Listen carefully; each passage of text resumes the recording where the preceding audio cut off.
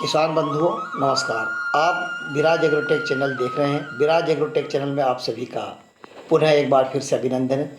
किसान मित्रों, आज मैं चने की बुआई की एक महत्वपूर्ण कुछ जानकारी देने जा रहा हूं।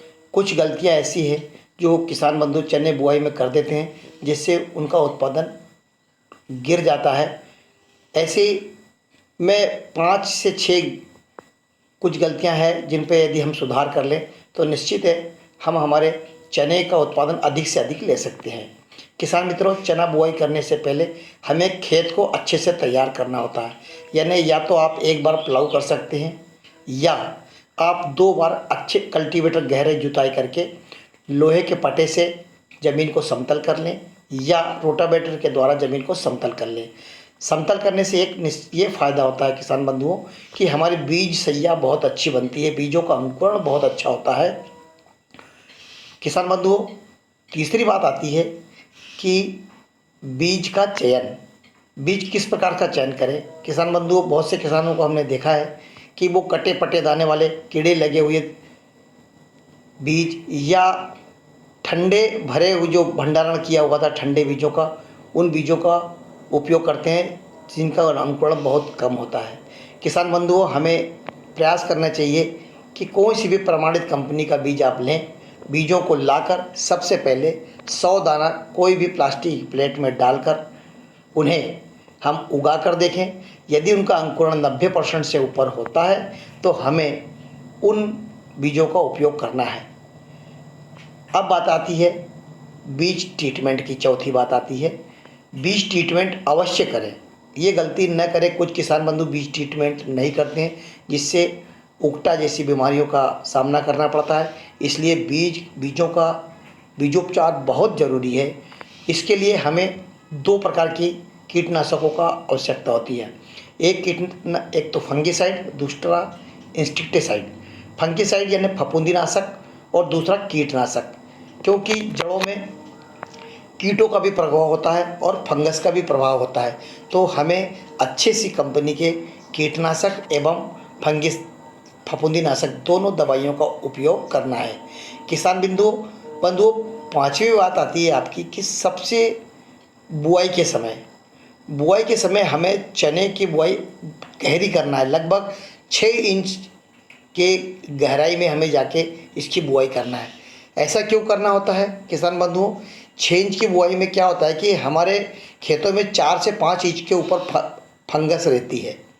यदि हमने 6 इंच के नीचे बुआई करती हैं और चने की जड़ मूसला होती है, चने की जड़ गहरी जाएगी तो उसमें फफूंद एवं उकटा जैसे रोगों का प्रकोप नहीं होगा या कम होगा।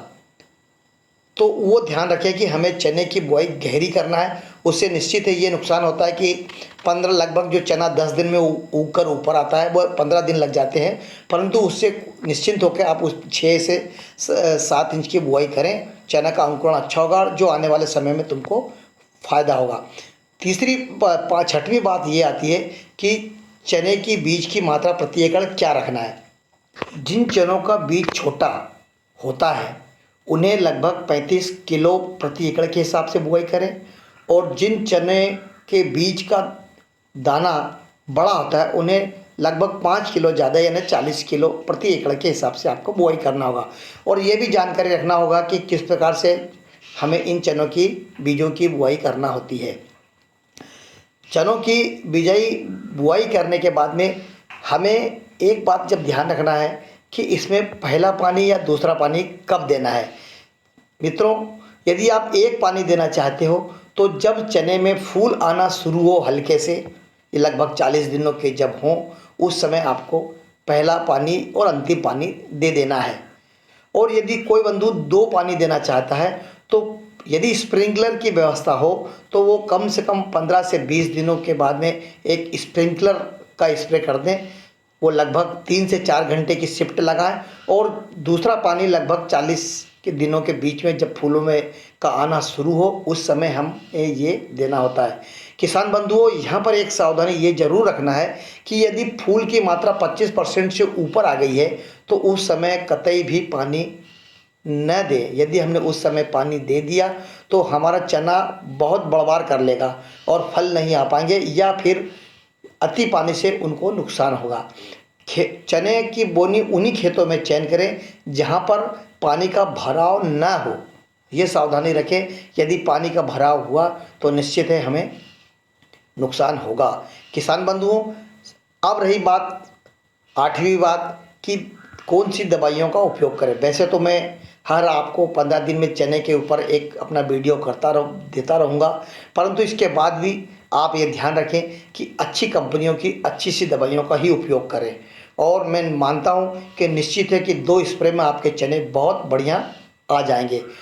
आप यदि प्रयास करें, टी आकार की लकड़ियाँ 10 बाई 10 पे यदि हम लगा देते हैं तो उससे भी बहुत बड़ा फ़ायदा होता है, उससे भी हमें दवाइयों का बहुत बचत होती है।